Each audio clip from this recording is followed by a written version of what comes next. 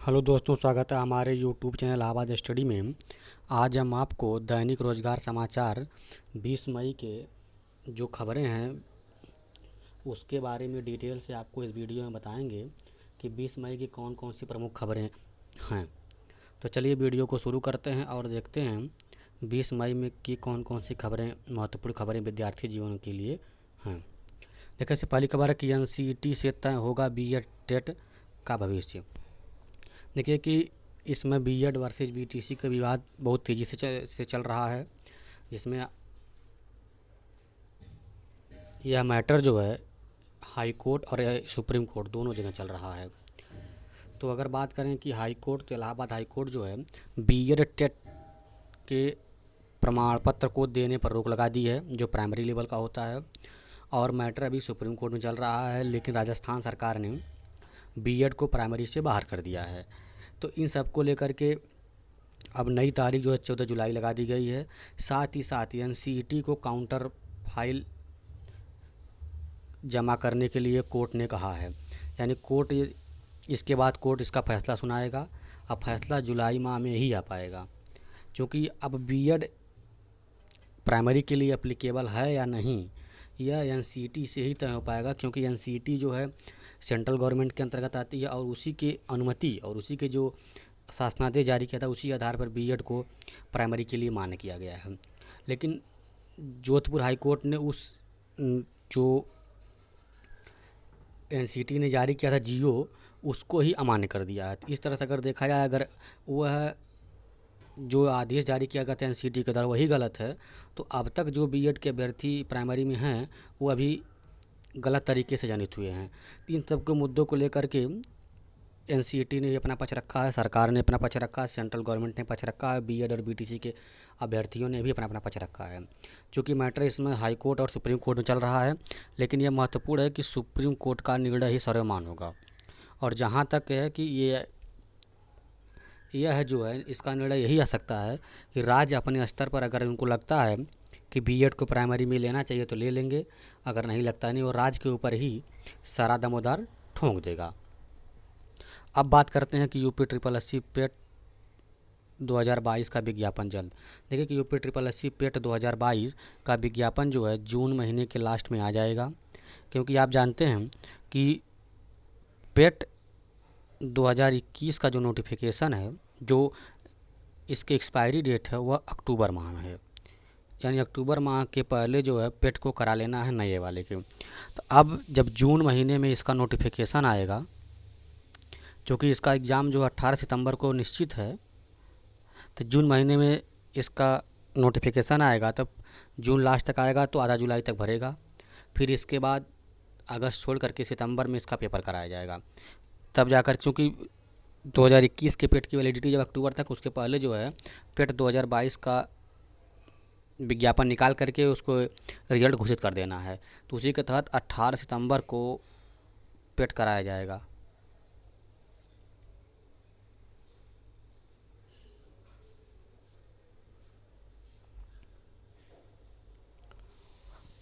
क्योंकि पेट के माध्यम से ही यूपी ट्रिपल एससी की वैकेंसी आने वाली हैं।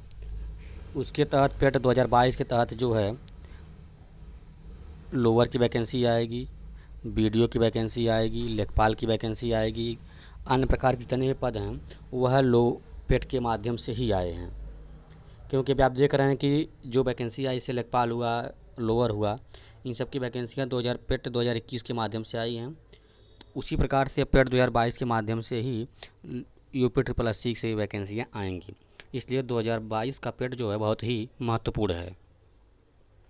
अब बात करते हैं कि यूपीएसआई स्कैम 100 लोग गिरफ्तार। देखिए, यूपीएसआई का इस समय डीवीपीएसटी चल रहा है और लगातार लोग गिरफ्तार हो रहे हैं, जिसमें तकनीकी के माध्यम से उन्होंने धांधली की है।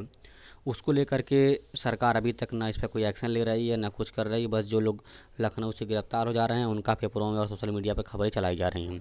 जबकि इतने बड़े पैमाने पर अगर पेपर लीक हुआ है तो कहीं ना कहीं इसमें बड़े लोगों का हाथ है, इसलिए इसको दबाया जा रहा है। जबकि अभी तक इसको रद्द कर देना चाहिए था यूपीएसआई एग्ज़ाम को, लेकिन अभी तक सरकार इस पर कोई निर्णय ले रही है, ना ही मंत्री या ना ही बड़े अफसर इस पर कुछ बोल रहे हैं।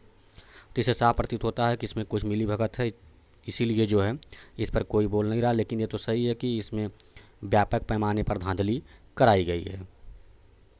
अब बात करते हैं कि यूपी ट्रिपल एससी पेट कट ऑफ विवाद कोर्ट केस।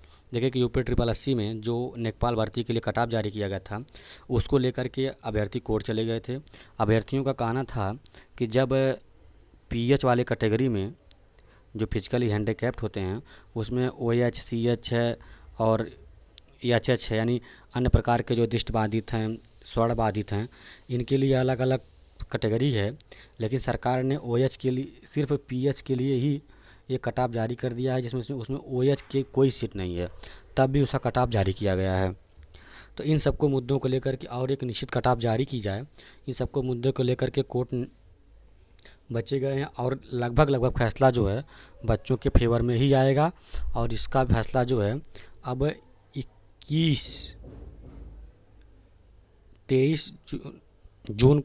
23 मई को इसकी डेट लगा दी गई है और 23 मई को लगता है कि लगभग इसका निर्णय जो है आ जाएगा।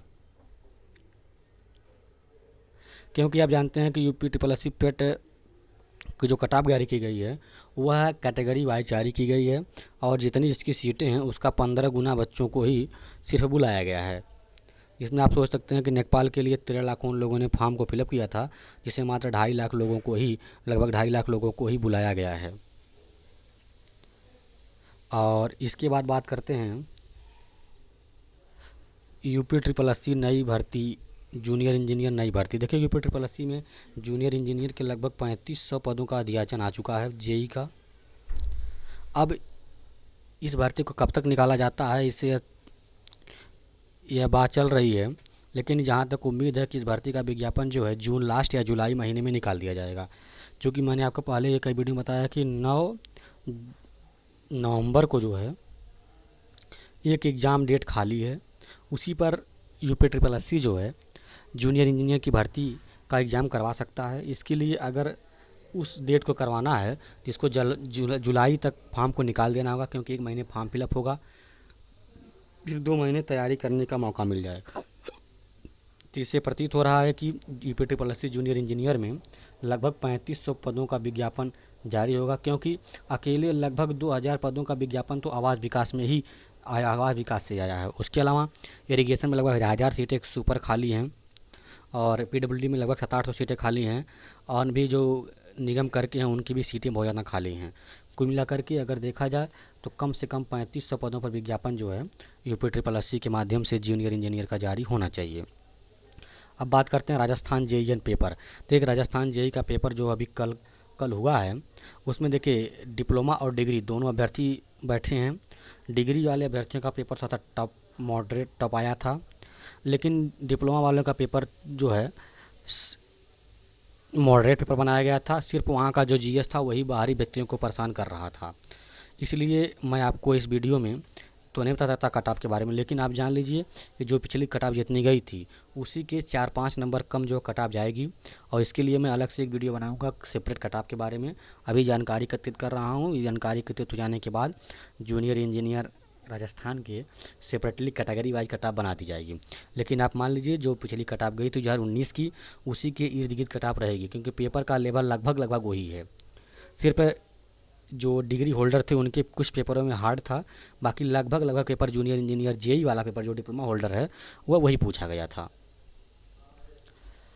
क्योंकि आप जानते हैं कि राजस्थान में कट ऑफ हो जाती हैं और कुछ जगह विवाद भी देखने को मिला है कि पेपर लीक हुआ था कि नहीं हुआ था, लेकिन इस पर अभी कोई आधिकारिक कोई न्यूज़ नहीं है, इसलिए यह नहीं कह सकता कि जेई का पेपर लीक हुआ था कि नहीं हुआ था।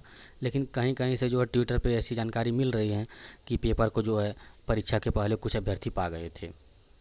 अब क्या सही है क्या गलत है इसके बारे में कोई अभी तक अपडेट सरकार तरफ या अधिकारियों की तरफ से नहीं दी गई है। अब बात करते हैं कि यूपी ट्रिपल एससी आरओ भर्ती का विज्ञापन। देखिए कि यूपी लोक सेवा आयोग जो है इस समय कोई उस तरह की भर्ती नहीं निकाल रहा है जिसमें सामान्य अभ्यर्थी सम्मिलित हों। यह सिर्फ स्पेशल कैटेगरी की भर्तियां निकाल रहा है, जैसे आप कह सकते हैं इंजीनियरिंग की भर्ती कर सकते हैं, स्टाफ और एपीओ की भर्ती, यानी जो स्पेशल पोस्ट वाले हैं उन्हीं की भर्ती निकाल रहा है। लेकिन जल्द ही आपको यूपी ट्रिपल एस यूपी लोक उत्तर प्रदेश लोक से यूपीपीएससी के माध्यम से आरओ एआरओ की भर्ती का विज्ञापन देखने को आपको मिलेगा। इसके लिए लगभग 250 से अधिक पदों का एआरओ का विज्ञापन आयोग को मिल चुका है और लगभग 200 के करीब को विज्ञापन जो है आरओ का मिल चुका है। कुल मिलाकर के 500 पदों का विज्ञापन लगभग इसमें उत्तर प्रदेश लोक सेवा आयोग को आ गया है। और ये विज्ञापन केवल है वह सचिवालय से आया है। यानी अभी आपको जो उत्तर प्रदेश लोक सेवा आयोग में आरओ एआरओ होते हैं, इसके अलावा जो राजस्व विभाग में लेखपाल राजस्व विभाग में जो आरओ एआरओ होते हैं उनका भी विज्ञापन आना बाकी है। यानी आप समझ लीजिए कि यूपीपीएससी से आरओ एआरओ की भर्ती का विज्ञापन आपको जून महीने के लास्ट में देखने को मिलेगी, क्योंकि जब जो है उत्तर प्रदेश लोक सेवा आयोग पीसीएस फ्री हो जाएगा उसके बाद इसका विज्ञापन जारी कर दिया जाएगा। अब बात कर रहे हैं कि CUET PG इंट्रेंस। देखिए कि सेंट्रल यूनिवर्सिटियों का जो कॉमन इंट्रेंस हो रहा है, पहले तो यूजी का विज्ञापन जारी किया गया, उसकी फॉर्म को फिलअप किया जा रहा है। अब जो है CUET PG जिसमें लगभग 42 यूनिवर्सिटियाँ हैं, इसमें आपकी JNU है, BHU है, लेकिन इलाहाबाद यूनिवर्सिटी इसमें नहीं शामिल है। ये यूनिवर्सिटियों ने कॉमन इंट्रेंस कराने की बात कही है और इसके लिए ऑनलाइन आवेदन जो है 19 मई से शुरू हो गया है। आप जो है NTA की ऑफिशियल वेबसाइट पर जाकर के CUETPG.nic.in पर इसके विज्ञापन को देख सकते हैं। और यदि आप कहीं से PG की डिग्री लेना चाहते हैं 42 यूनिवर्सिटियों में से, तो आप इसको फॉर्म को फिलअप करके इसका एग्ज़ाम जो है जुलाई महीने के 2nd या 3rd वीक में कराया जाएगा। तो इसका विस्तृत विज्ञापन जारी कर दिया गया और इसके लिए ऑनलाइन आवेदन की प्रक्रिया भी शुरू कर दी गई है। अब बात करते हैं कि RRB NTPC CBT 2। देखिए RRB NTPC CBT 2 के अभ्यर्थी जो है विरोध कर रहे हैं कि इनकी एग्ज़ाम को टाला जाए, क्योंकि उसी दिन एक और एग्ज़ाम बड़ा एग्ज़ाम होने वाला है, इसलिए अभ्यर्थी जो है इसके परीक्षा को टालने की बात कर रहे हैं। और बात करते हैं, देखिए BSF में ASI यानी SI के जो JEE के पद आए हैं, इसमें लिए जा रहे हैं विज्ञापन। ये 8 जून तक इसकी लास्ट डेट है।